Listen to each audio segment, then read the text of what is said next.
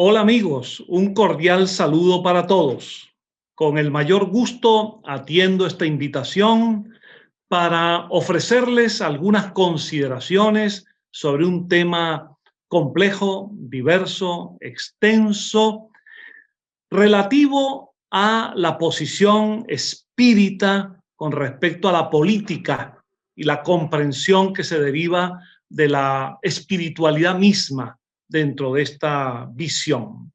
Un tema sobre el cual hay opiniones, no todas coincidentes, y que en principio nosotros señalamos que sí existen relaciones entre el espiritismo y la política, solo que hay que precisar adecuadamente los términos que empleamos.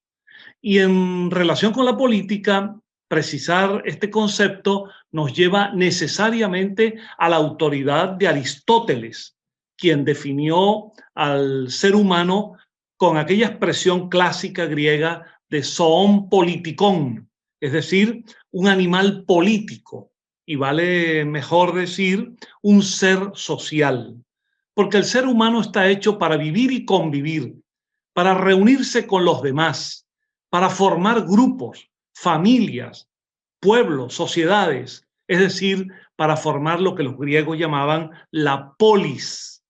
Y en esta visión, Aristóteles, partiendo del ser social, consideró que el arte de gobernar la polis no es otra cosa que la política.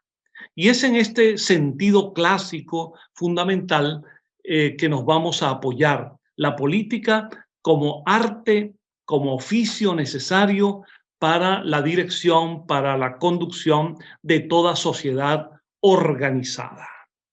Para Aristóteles, la mejor política era aquella que lograba proporcionar la mayor felicidad a los ciudadanos. Esto hay que entenderlo en el contexto de aquella Grecia limitada en su valoración de todos los que allí convivían, porque felicidad por medio de la política se conseguía y se perseguía para los griegos, pero quedaban excluidos de ella los extranjeros, los esclavos y las mujeres. De modo que era una visión bastante limitada, aun cuando sentó las bases de esta disciplina hasta la politología moderna. Tiene el espiritismo, la doctrina espírita, fundada, sistematizada, codificada por Allan Kardec, tiene algo que decir en materia de política como arte y oficio de gobernar a los pueblos y a las naciones. Pensamos que sí, que tiene mucho que decir y bastaría partir de su concepto holístico del ser humano, de la sociedad, del universo y de Dios.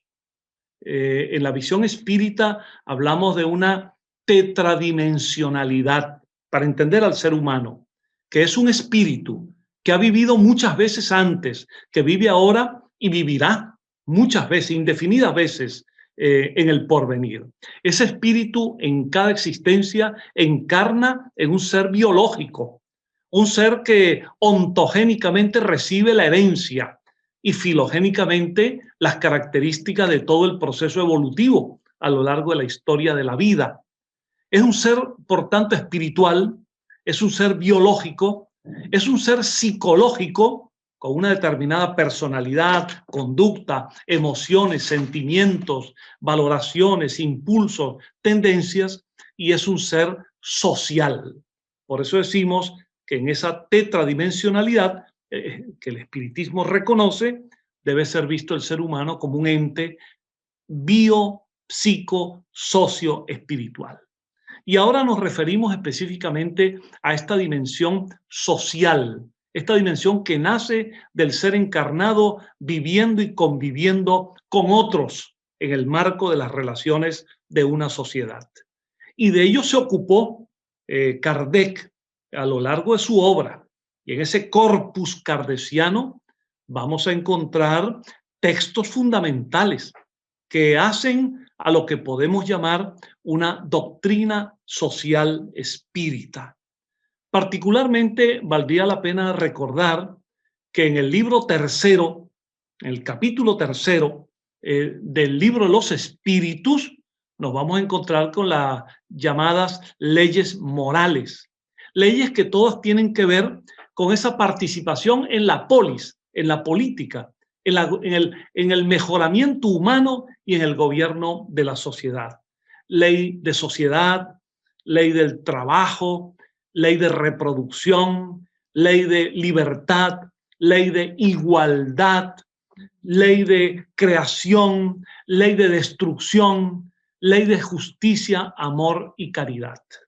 De modo que en todo este contexto vamos a encontrar opiniones de Kardec y de los espíritus de alta sabiduría y moralidad que le asistieron y le asesoraron en la obra codificadora.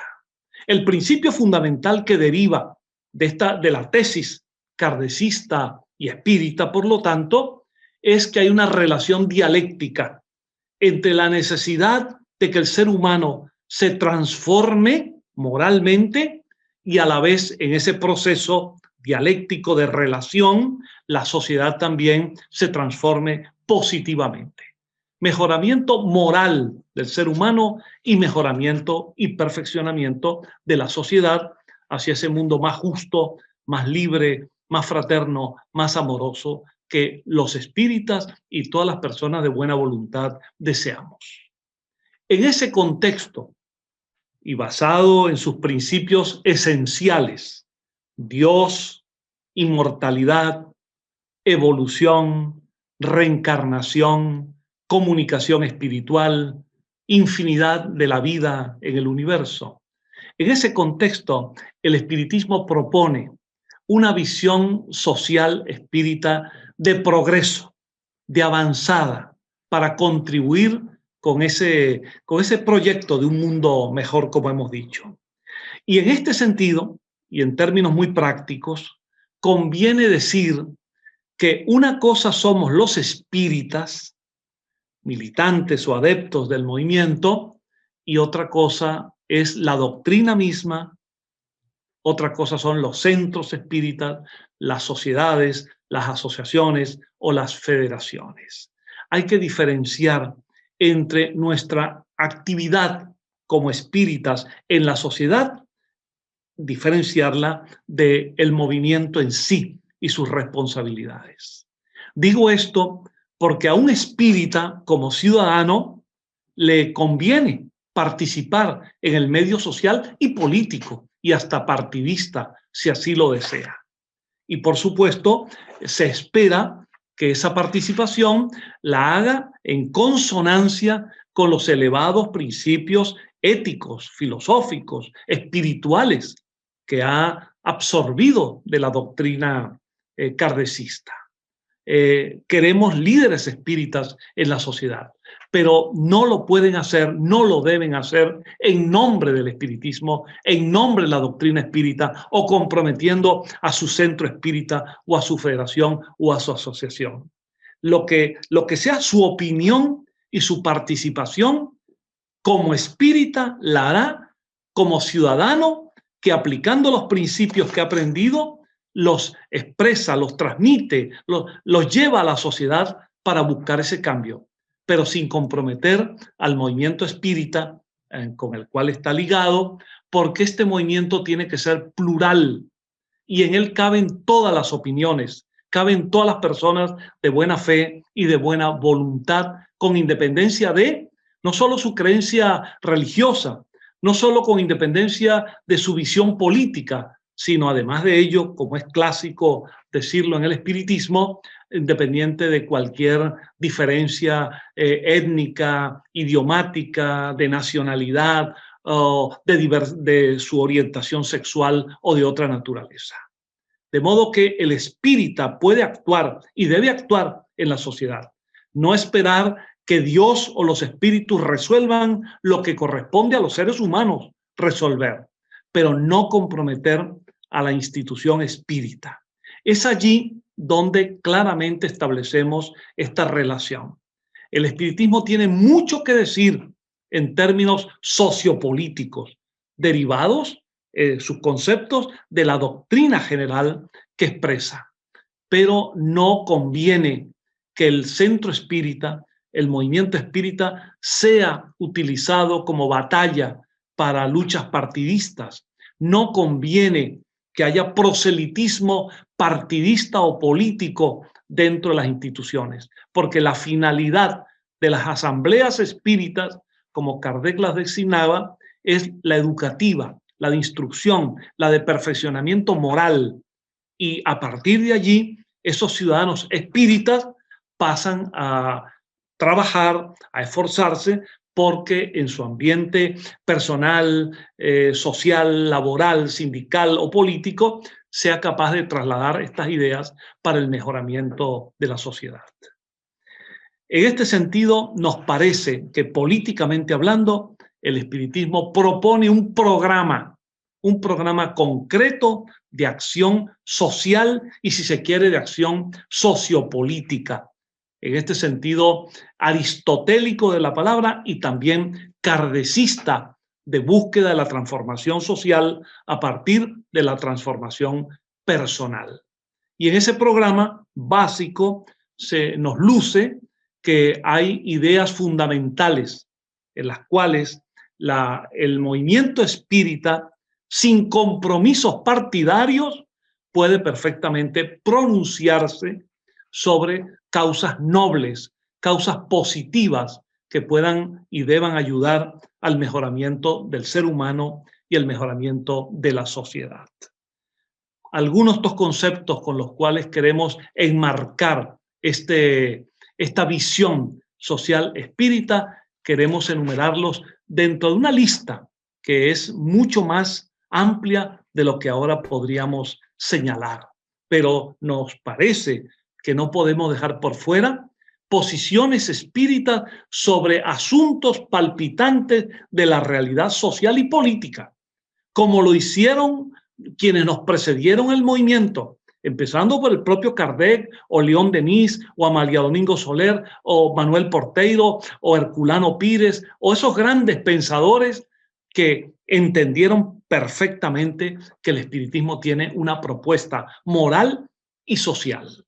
Incluso recuérdese la importante participación del espiritismo en América y también en Europa por la abolición de la esclavitud, que los propios espíritus señalaron que era una tarea muy importante.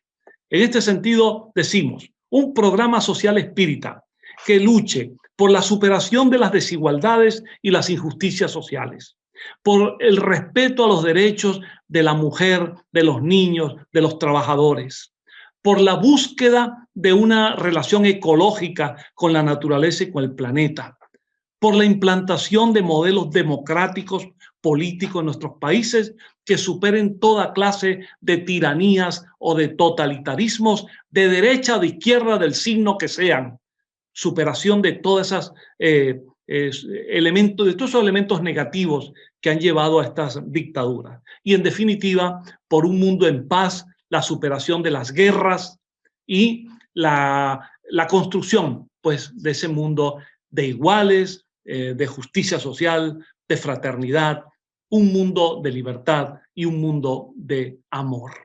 Esta es la visión política kardecista que nos invita a luchar por el paso de un mundo de pruebas y expiaciones a un mundo de regeneración moral y social. Muchísimas gracias por su atención.